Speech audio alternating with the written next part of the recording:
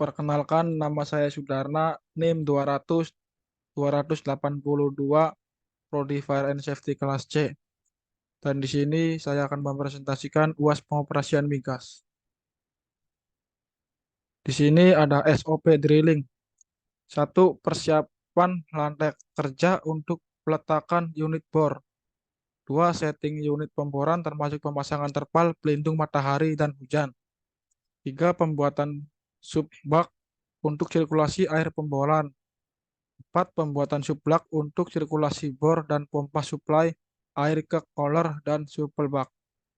Yang kelima, pengecekan semua jenis peralatan pendukung pemboran yaitu meliputi kunci pipa 36, kunci pipa 24, kunci parmail, pipa pemboran, barel NG, overshot NG, dan solar oil.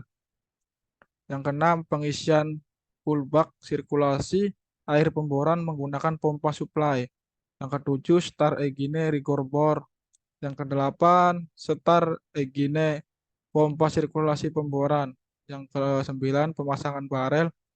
Yang kesepuluh, pemasangan pipa bor ke barel dan ke sub gearbox. Dan yang terakhir, mulai pemboran.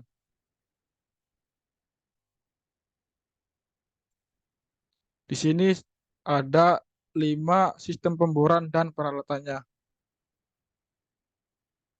Yang pertama itu sistem angkat, adalah pemberian ruang kerja yang cukup bagi kreu pengeboran dan untuk pengangkatan serta penurunan rangkaian pipa bor dan peralatan lainnya. Sistem angkat ini sangat penting dalam kegiatan penyambungan dan pelepasan kegiatan rangkaian pengeboran seperti bit drill, collar drill, pivot drill, dan keli. Sistem angkat terdiri dari dua bagian utama yaitu struktur pendukung dan peralatan angkat.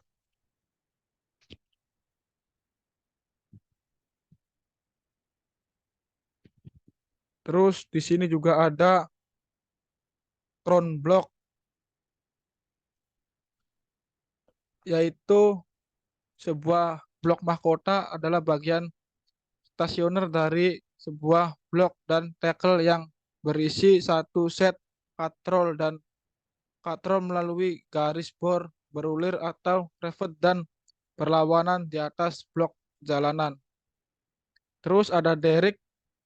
Fungsi derrick adalah untuk menyediakan ruang untuk mengangkat atau memasukkan rangkaian pipa bor dari atau ke dalam lubang bor. Terus ada traveling block, bagian yang bergerak bebas dari sebuah balok dan tackle yang berisi satu katrol atau katrol di mana garis bor diulir atau digulung dan berlawanan dengan blok mahkota. Terus juga di situ ada gambar hook. Sebuah hook angkat biasanya dilengkapi dengan kait pengaman untuk mencegah pelepasan dan kaitan whip rope, sling atau rantai dari beban yang terpasang. Beban atau barang yang diangkat dapat terlepas dari hook dan terjatuh. Terus ada dryline, merupakan sebuah tali baja yang memiliki ketahanan yang besar dan berfungsi untuk menahan atau menarik beban yang dibebankan terhadap hook. Terus di situ juga ada gambar drawok, merupakan otak dari suatu unit pemboran karena melalui drawok ini seorang driller melakukan dan mengatur operasi pemboran. Drawok akan berputar bila dihubungkan dengan primer mover atau mesin penggerak. Terus juga ada deadline answer, digunakan untuk mengikat tali bor dan mengukur beban yang ditangguhkan dari penggerak atas. Terus yang kedua juga ada sistem putar atau rotary system. Fungsi dari rotary system adalah untuk memberikan putaran pada rangkaian pipa bor dan juga memberikan beratan pada pahat pengeboran suatu formasi. Putaran pengeboran suatu putaran bersumber dari putaran rotasi tabel apabila menggunakan keli atau dari putaran motor pada top drive. Besarnya putaran yang diinginkan besarnya disebut dengan rotasi per minute atau RPM. Besarnya beban rangkaian pemboran akan memberikan beratan yang berguna untuk membantu mata bor dalam pemecahan batuan pada saat operasi pengeboran berlangsung.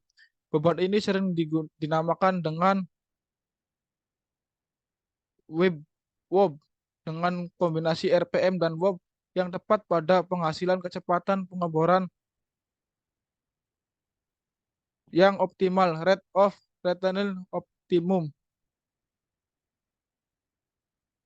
Terus juga di sini ada sistem sirkulasi merupakan salah satu sistem yang memerankan penting dalam operasi pengeboran putar rotasi drilling. Tugas utama adalah membantu sistem memutar di dalam pengeboran sumur dengan menyediakan perlengkapan-perlengkapan yang sesuai untuk mengatur bahan-bahan lumpur dan untuk mengatur bahan-bahan tempat-tempat kerja untuk mempersiapkannya. Perawat dan mengganti fluida pengeboran sistem sirkulasi tersusun oleh 4 subkomponen utama yaitu lumpur pengeboran atau drilling fluida, terus tempat persiapan, preparation area, ada peralatan sirkulasi, circulating equipment, dan yang terakhir tempat pengondisian lumpur, condition area control. Secara umum, lumpur pengeboran dapat disirkulasikan dengan urutan sebagai berikut. Lumpur dalam stil, wood pit, step, terus ada pipa tekanan, stand pipe, rotasi hose, sweep head, Kelly, drilling pipe, drilling collar, bed, dan lain sebagainya.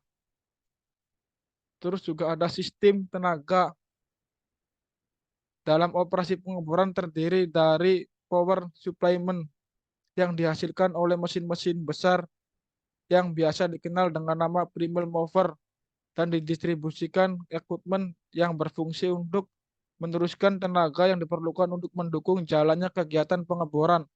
Tenaga yang dihasilkan primal mover besarnya bersekitaran 500 sampai 5.000 HP. Pada umumnya suatu operasi pengeboran memerlukan 2 atau 3 buah mesin, sedangkan untuk pengeboran yang lebih dalam memerlukan tenaga yang lebih besar, sehingga primer mover yang diperlukan dapat mencapai 4 unit primer mover. Sebagai sistem daya penggerak harus mampu mendukung keperluan fungsi angkat, putar, pompa, penanganan, dan lain-lain. Dengan demikian, perencanaan dan pemeliharaan tipe jenis primer mover yang digunakan harus memperhatikan hal-hal tersebut. Terus yang terakhir itu ada BOP. Lumpur pengeboran merupakan pencegah semburan liar yang utama atau primer, sedangkan BOP sistem merupakan pencegahan blackout sekunder apabila kick sudah terjadi. Segera penutup sumur sesuai prosedur, kemudian dilakukan sirkulasi untuk mematikannya. Ada well completion, yaitu penyelesaian sumur atau well completion adalah pekerjaan tahap akhir atau pekerjaan penyempurnaan untuk mempersiapkan suatu sumur pemboran menjadi sumur produksi.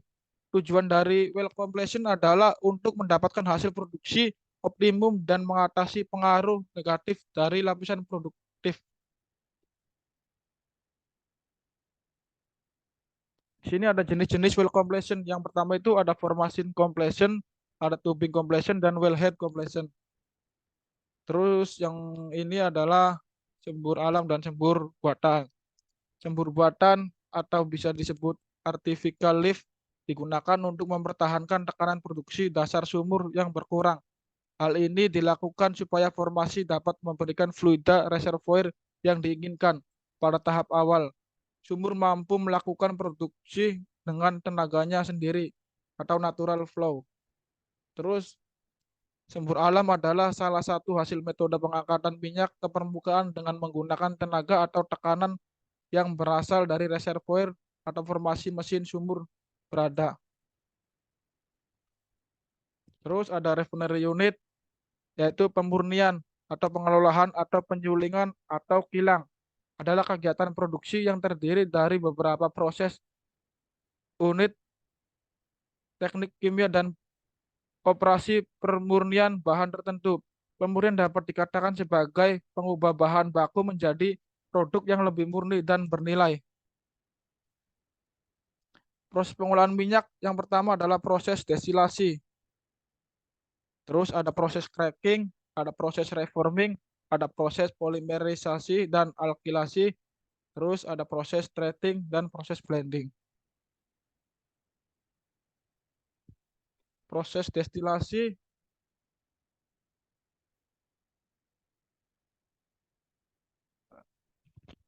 proses pengolahan minyak bumi yang pertama. Destilasi merupakan proses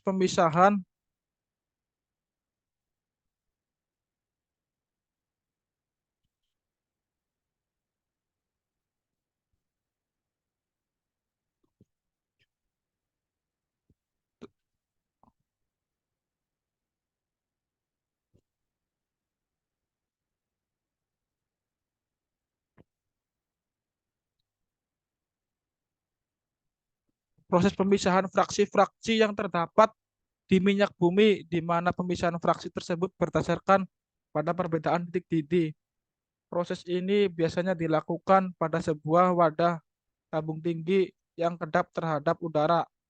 Awalnya minyak mentah akan dialirkan ke dalam tabung tersebut dan kemudian dipanaskan dalam tekanan atmosfer pada suhu 370 derajat Celcius. Terus ada proses cracking, proses pengolahan minyak bumi yang selanjutnya merupakan proses pengolahan minyak bumi yang memiliki tujuan untuk menguraikan molekul-molekul besar senyawa hidrokarbon menjadi molekul hidrokarbon yang memiliki ukuran lebih kecil. Proses cracking ini sering biasanya disebut juga dengan proses refinery. Terus juga ada proses reforming,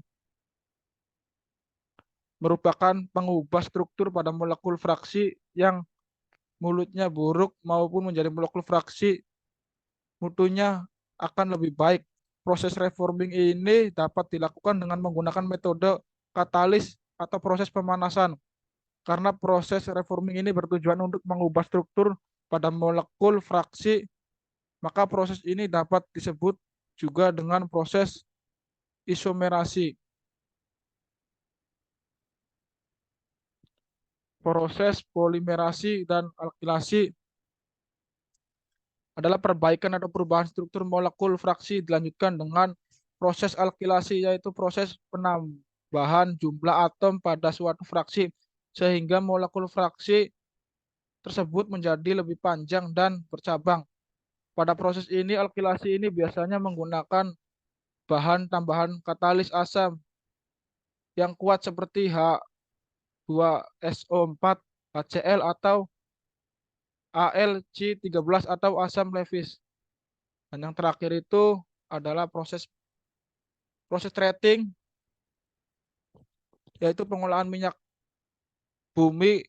Yang kelima, treating merupakan proses pemurnian fraksi minyak bumi melalui tahap eliminasi bahan-bahan pengotor yang terlibat dalam proses pengolahan. Bahan-bahan yang dihilangkan dalam proses treating ini antara lain adalah bau tidak sedap yang dihilangkan melalui proses copper sweetening dan dokter treating. Terus yang terakhir itu adalah proses blending, dilakukan untuk meningkatkan kualitas produk siap pakai dengan cara menambahkan bahan aktif ke dalam fraksi minyak. Kurang lebihnya mohon maaf. Sekian dari saya. Wabillahi taufik wal hidayah. Wassalamualaikum warahmatullahi wabarakatuh. Udah simpen. Anjir, yang ngelag tadi, Cong. Ah, coba sih. Jadi convert doang.